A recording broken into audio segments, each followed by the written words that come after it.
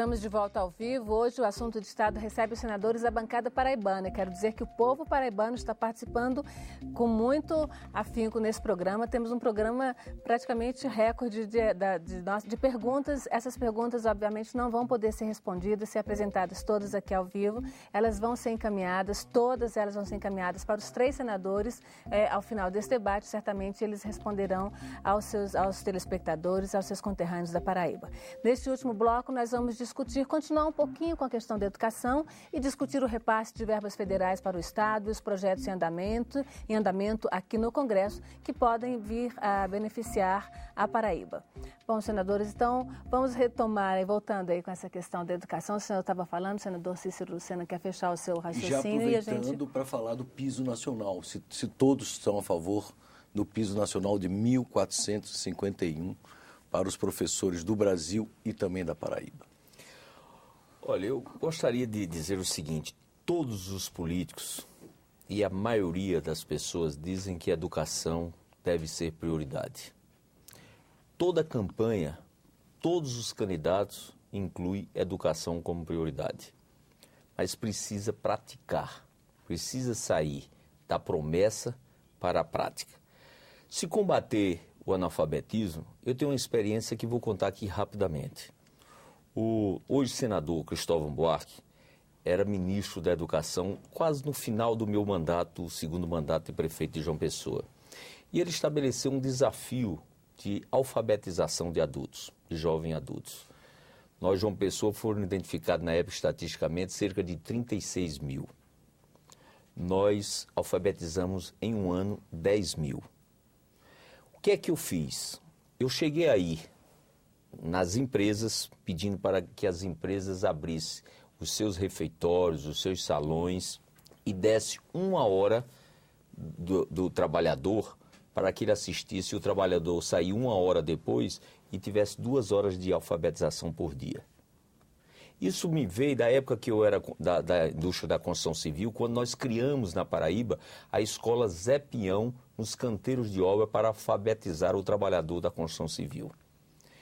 Eu ia aos grandes prédios como motivador desse projeto de alfabetização, pedi aos grandes condomínios que nos cedessem o salão de festa para alfabetizar as pessoas que trabalhavam eventualmente naquele condomínio ou na redondeza.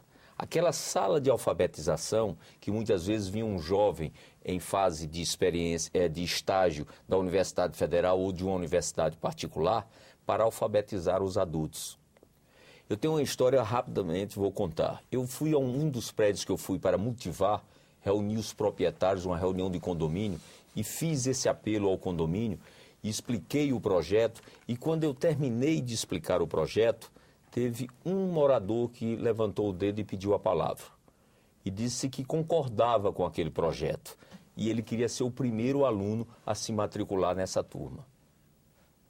Era proprietário de um apartamento naquele edifício. Edifício grande, apartamentos grandes, mas ele era analfabeto. Então a educação precisa ter essa motivação, precisa ter esse envolvimento do governante. Não basta lei. Quando nós demos o fardamento, não entrava na cota dos 25% da educação, mas nós vimos a necessidade. Então, eu acho que a educação tem que ser tratada com essa responsabilidade. E o salário não pode ser excluído como parte desse projeto. Tem que ter a vocação, tem que ter a formação, mas tem que ter também a sobrevivência de quem se dedica com tanto amor, com tanto carinho. Eu só discordo de uma coisa, é que é pouco. Senador Ainda Cássio. é pouco, né?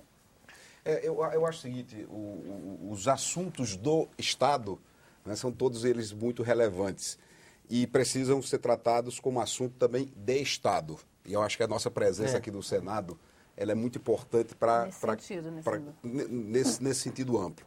Então, como membro da Comissão da Educação, e aí você está obviamente convidado, Vital, se quiser nos acompanhar, idem, para que possamos fazer essa provocação ao Ministério Público Federal no que diz respeito ao cumprimento desse piso, que é baixo, todos nós sabemos, mas é o mínimo necessário para que a transformação ocorra na educação brasileira num modelo que está errado. Eu já fui prefeito 2 vezes, 3 vezes, governador 2 vezes, temos aqui experiência. O Brasil não vai conseguir responder os seus grandes desafios, e aí não é um problema nosso da Paraíba, é um problema do Brasil, em educação, em saúde, em segurança pública, se não rediscutirmos o Pacto Federativo.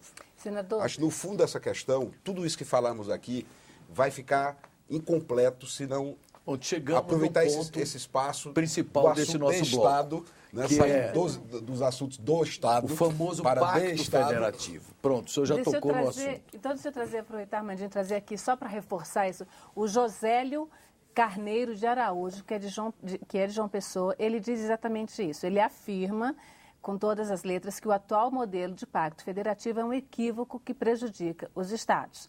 E ele pergunta para os senhores quais os caminhos para o Congresso colocar em pauta efetivamente esse tema tão urgente do país, tá? E eu só detalhando, distribuição de royalties, que faz parte do Pacto Federativo, e os novos critérios de partilha dos recursos do Fundo de Participação dos Estados, que o Congresso Nacional terá que se pronunciar até o final deste ano, até por uma decisão do próprio Supremo Tribunal Federal que instou... A primeira decisão política que nós temos que tomar é separar os dois debates. De forma, talvez, muito hábil, estão tentando colocar isso no mesmo saco. E não pode. Royalty, apesar do volume expressivo de recursos, é um assunto, e são recursos finitos, e fundo de participação é um outro tema, porque são estruturas permanentes. O que vai se tentar fazer, eu percebo isso visivelmente, é uma espécie de compensação. E nós, do Nordeste, sobretudo, não podemos aceitar isso, porque o FPM e o FPE foi criado exatamente como uma das grandes ferramentas de desenvolvimento regional. Por isso que ele tem um sentido inverso na sua partilha. Quanto mais pobre o Estado, mais recursos ele recebe. A Paraíba depende hoje do FPE ainda 47%, 46% das suas receitas. Para São Paulo, não representa mais do que 3%. Então, acho que numa questão estratégica, tática, minha opinião especificamente sobre isso, depois posso falar sobre... Os estados do Sudeste e do Sul vão tentar fazer assim. Vai tentar fazer uma câmara de compensação a isso, não é aceitável. FPM e FPE é um assunto que será debatido num ambiente, e royalties, cuja relatoria está sob a responsabilidade de forma muito competente do senador Vital, é um outro tema. Não podemos colocar isso no mesmo ponto de debate. Eu quero me posicionar antes, até para não deixar de participar da questão do piso nacional, e dizer ao senador Cássio que faço questão, junto com o senador Cício, de acompanhar, porque também estamos acordes na prioridade da educação, transformando-a numa questão de Estado. Essa é uma expressão que resume a responsabilidade nossa, republicana. Feito isso, reconhecendo as dificuldades dos municípios, principalmente num Estado pobre como o nosso, de cumprir estas exigências. Eu sei porque eu tenho um irmão prefeito que prioriza, com mais do que aquilo que determina a lei, as suas responsabilidades, né? Construindo, reformando, transformando, fazendo tudo o que é possível na educação, desde o pagamento do piso na sua proporcionalidade, e sei da sua angústia de fazer toda aquela exigência, de cumprir todas as exigências necessárias a uma questão que ele também prioriza como questão de Estado. Mas não há outro caminho, e até entendo, como Cícero e Cássio, que o piso é pouco. O 1.451 é pouco, dentro da proporcionalidade das horas, porque é de 40 até 25 horas, 20 horas semanais. Bom, com relação ao tema nacional, se poderíamos resumir, né, a necessidade, aí o nosso telespectador paraibano, como é o nome dele? Joélio. Colocou uma síntese de toda a nossa participação aqui, o Pacto Federativo. Se a gente não, eu estou muitíssimo preocupado. O senhor concorda com a opinião do senador Cássio de que os assuntos devem serem debatidos em número, gênero igual, separadamente? A percepção de Cássio nesse processo é a nossa, é a minha, pessoal. E até porque eu estou vivendo, no caso dos royalties, esse problema mais de perto, na condição de relator.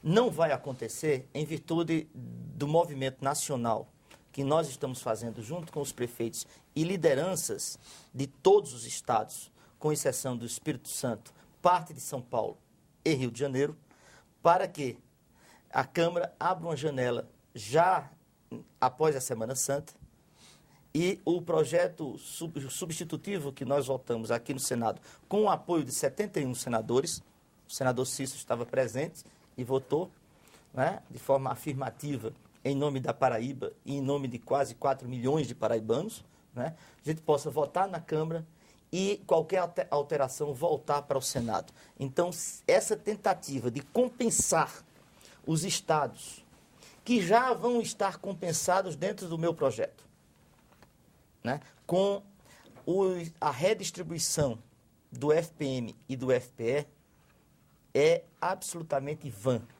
Por quê?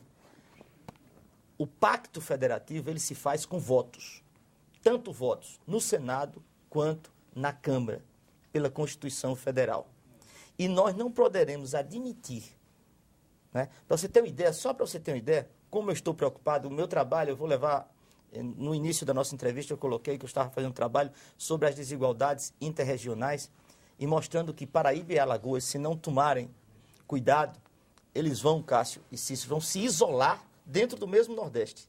Porque hoje os nossos índices estão tão baixos com relação à formação de riqueza própria, do tesouro próprio do Estado. É o quinto PIB do Nordeste, não é bem assim. Não, nós somos o quinto. Nós somos Voltou o quinto a sexto PIB, e o ano passado chegamos a quarto novamente, superando o Rio Grande do Norte. Você tem Acho muito ruim esse negócio de ficar deprimindo o Estado, os números sabe? são... Falando mal, falando mal. Os números, deixa eu te falar. Você sabe qual é? Equivocado. Você sabe qual é a capacidade do Tesouro Estadual dos 27 estados da Federação? Qual é a penúltima de formação de riqueza própria? Capacidade de endividamento, não, se refere? Capacidade de formação de riqueza. Capacidade de ter tesouro estadual. Sim. A Paraíba. A Paraíba... Sabe como é que se faz o PIB do Estado? O PIB do Nordeste. Voltou a ser o quinto PIB do Nordeste, melhor dizendo. Chegou a ser, chegou ao oitavo. Há uma curva de crescimento do Estado. Você sabe há 3 anos que o PIB da Paraíba continua o mesmo, Cássio? Né, há 3 anos. Não, mas não precisa, você não precisa estar se deprimindo. Você precisa estar agindo de forma proativa, Cássio. Você precisa estar agindo de forma proativa. Os números falam mais alto, mano. Os números falam muito alto. Né? E isso faz com que hoje, a gente não tem nenhuma capacidade. Nós somos absolutamente dependentes da União. Absolutamente dependentes da União. Falta iniciativa privada? Teve um telespectador que perguntou no primeiro bloco se faltava uma iniciativa privada. Falta gestão, falta atração de iniciativa privada, falta engajamento de setores públicos para a atração desses investimentos. Então, se você não tiver atitude proativa, você vai ficar, muitas vezes, se enganando com a realidade que está lá. Está nos seus números. Eu acho que a gente foge um pouco da questão central, me perdoe, Vital. O modelo que está errado não é um problema da Paraíba. O problema é o seguinte, é que Lula é de Pernambuco e, com toda a razão, prestigiou o estado onde ele nasceu. Colocando o Hemocentro, colocando fábrica de automóveis, colocando estaleiro, colocando metalúrgica e assim sucessivamente. E a refinaria. A Paraíba, infelizmente, nunca teve um governo ou um governante central que dissesse, não, esta fábrica, essa siderurgia ou este investimento vai para este estado. E o modelo fica capenga, fica errado, e não há governante no mundo que consiga resolver esses problemas com a concentração de receita que existe nas mãos da União, um fenômeno que cresce a cada ano, e aí não é um problema ou daquele governo, isso vem da Constituição de 88, onde, mais uma vez, está aí o governo federal fazendo cortesia com o chapéu alheio, reduz IPI, que é o que forma os fundos de participação, e concentra as contribuições que não são partilhadas. Então toda